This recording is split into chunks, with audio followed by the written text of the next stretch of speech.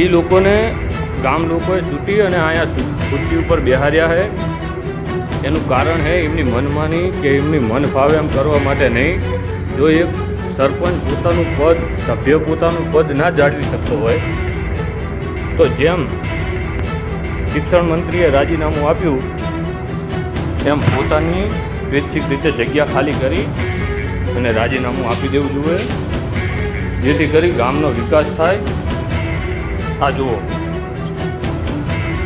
પંચાયત સુરેન્દ્રનગર જિલ્લાના દસાડા તાલુકાના એચવાડા ગામમાંથી ગ્રામ વિકાસને લઈને સવાલ ઊભા કરતી એક ઘટના સામે આવી છે। અહીં ગામના એક જાગૃત નાગરિકે ગ્રામ પંચાયતનો વિડીયો બનાવી અનેક ગંભીર આક્ષેપ કર્યા છે। જો કે આ આક્ષેપોની સ્વતંત્ર પુષ્ટિ થઈ નથી। મળતી માહિતી મુજબ એચવાડા ગામના રહેવાસી દિલીપસિંહ વાઘેલાએ ગ્રામ પંચાયતનો વિડીયો બનાવી સોશિયલ મીડિયા પર શેર કર્યો। વિડીયોમાં ગ્રામ પંચાયતની અંદર ગંદકીના ઢગલા અને જગ્યાએ જગ્યાએ પાણી ભરાયેલા હોવાના દ્રશ્ય જોવા મળ્યા। વિડીયોમાં દિલીપસિંહ વાઘેલા દાવો કરી રહ્યા છે કે 1 વર્ષ પહેલા ગામની આ ગ્રામ પંચાયત છે તે સમરસ બની હતી, પરંતુ તે પછી પણ ગામના વિકાસના કામો જોવા નથી મળ્યા। તેમના આક્ષેપ મુજબ ગામમાં સ્વચ્છતા સહિતની મૂળભૂત સુવિધાઓનો અભાવ છે અને વિકાસના બદલે ભ્રષ્ટાચાર અને કૌભાંડ થયાના પણ આરોપ લગાવવામાં આવ્યા છે। જાગૃત નાગરિકે આ વિડીયો તાલુકા વિકાસ અધિકારી, મામલતદાર, તાલુકા અને જિલ્લા પંચાયતના સભ્યો તેમજ સ્થાનિક ધારાસભ્યને પણ મોકલ્યો હોવાનું જણાવવામાં આવ્યું છે। વિડીયોમાં તેઓ ગામમાં ગંદકી અને વિકાસના અભાવ અંગે તાત્કાલિક કાર્યવાહીની માંગ કરી રહ્યા છે। વિડીયોમાં તેમણે શું કહ્યું છે પહેલા તે સાંભળો। નમસ્કાર। જો આ યાસવાડા ગામની પંચાયત, આ ગામની અંદર સરપંચ અને સભ્યો એમને જ્યારે આપણે કહેવી કે વિકાસની વાતો કરે ખાલી, મિત્રો એક પંચાયતની અંદર જો આવી ગંદકી હોય તો સમજો કે ગામની અંદર શું દશા હશે। એ લોકોને ગામ લોકોએ ચૂંટી અને અહીંયા ખુરશી ઉપર બેહાર્યા છે।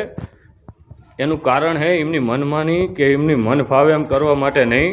જો એક સરપંચ પોતાનું પદ, સભ્ય પોતાનું પદ ના જાળવી શકતો હોય તો જેમ શિક્ષણ મંત્રીએ રાજીનામું આપ્યું એમ પોતાની સ્વૈચ્છિક રીતે જગ્યા ખાલી કરી અને રાજીનામું આપી દેવું જોઈએ, જેથી કરી ગામનો વિકાસ થાય।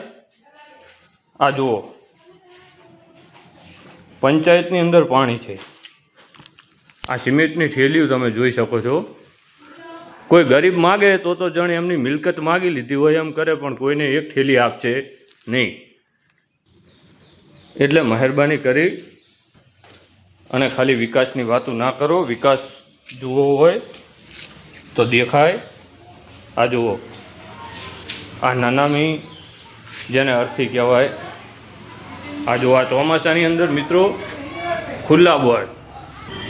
આ જુઓ, કદાચ તમને એવું લાગશે કે આ કોઈ કચરા પેટી છે, પણ ના, આ મિત્રો મારા ગામની પંચાયત છે।